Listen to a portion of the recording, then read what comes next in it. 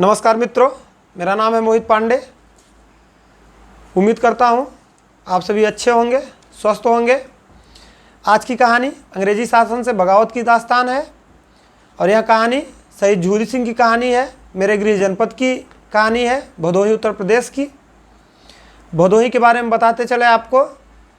कभी यह बनारस स्टेट महाराजा काशी नरेश के राज्य का ही हिस्सा रहा। यह भदोही आज पूरे विश्व में कारपेट सिटी के नाम से प्रसिद्ध है। यहाँ के गलीचे पूरे विश्व में एक अलग ही पहचान रखते हैं।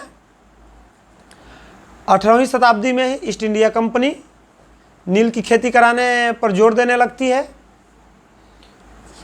क्योंकि यूरोपीय बाजार में भारतीय नील की मांग अधिक होने के कारण कई अंग्रेज अधिकारी ईस्ट इंडिया कंपनी की नौकरी छोड़ करके नील की खेती करने लगते हैं। बाकायदा इसके लिए ईस्ट इंडिया कंपनी उन सभी को कर्जे देती है, जिसके कारण भारतीय किसानों और मजदूरों को मजबूर किया जाने लगा, प्रताड़ित किया जाने लगा। नील की खेती करने के लिए बंगाली लेखक देशबंधु मित्र ने अपने नाटक नील दर्पण में भारतीय किसानों की दुर्दशा लिखते हैं। सन 1857 की क्रांति से भदोही जनपद भी अछूता नहीं रहता है। 1857 की क्रांति इसको अपने आगोश में ले लेती है।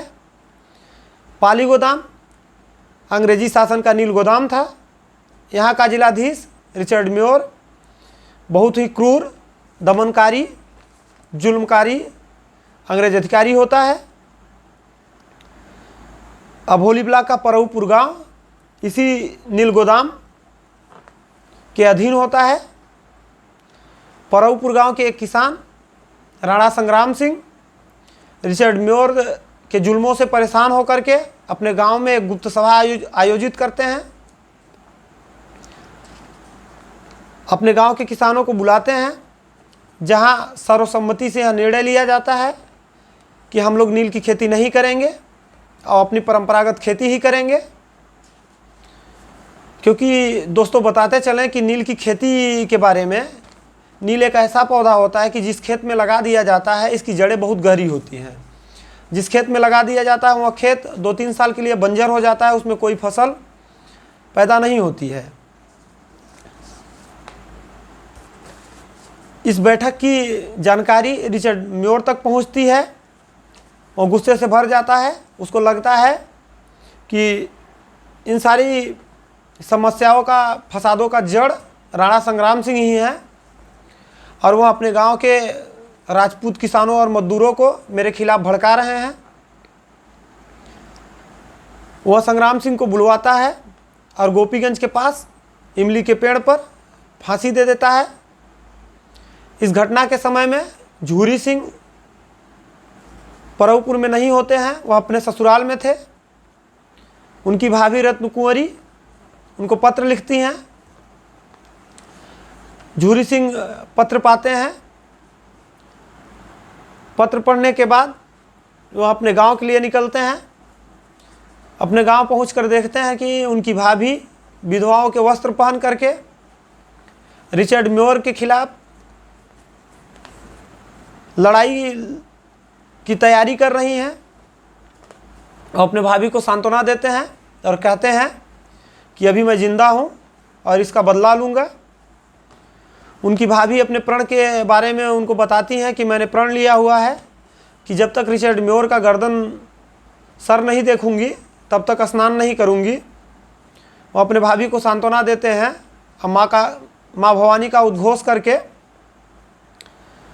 पाली गोदाम के लिए निकलते हैं, घोड़े पे सवार होकर के। और कुछ समय के दरमियान ही पाली गोदाम पहुंच जाते हैं और 2-3 फिरंगियों को, अंग्रेज अधिकारियों को सिर कलम करने के बाद रिचर्ड म्योर की तरफ बढ़ते हैं, उसकी आवाज़ की तरफ बढ़ते हैं। रिचर्ड म्योर खिड़की से कूद करके भाग जाता है।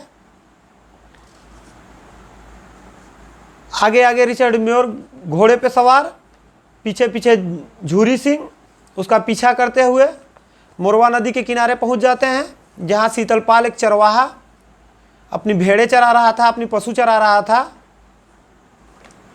उसको आवाज़ लगाते हैं शीतलपाल को कि इस हत्यारे को रोक लो, और अगर ऐसा नहीं करते हो तो हम तुम्हारे ही सर पे काल बनेंगे। शीतलपाल लग्गी के सहारे घोड़े को फंसा देता है। रिचर्ड मोर घोड़े सहित ज़मीन पे गिरता है।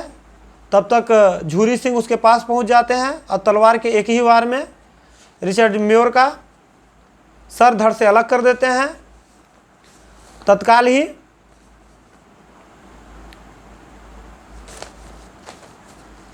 रिचर्ड मोर का कटा हुआ सिर लेकर के अपने गांव के लिए निकलते हैं और अपने भाभी को दे देते हैं उसका सिर।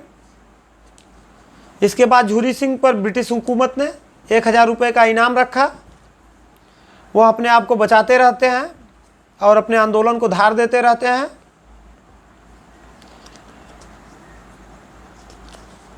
यूरोपीय इतिहासकार जैक्सन लिखता है कि 10 जून 1857 में भदोही में क्रांति ने इतना व्यापक रूप ले लिया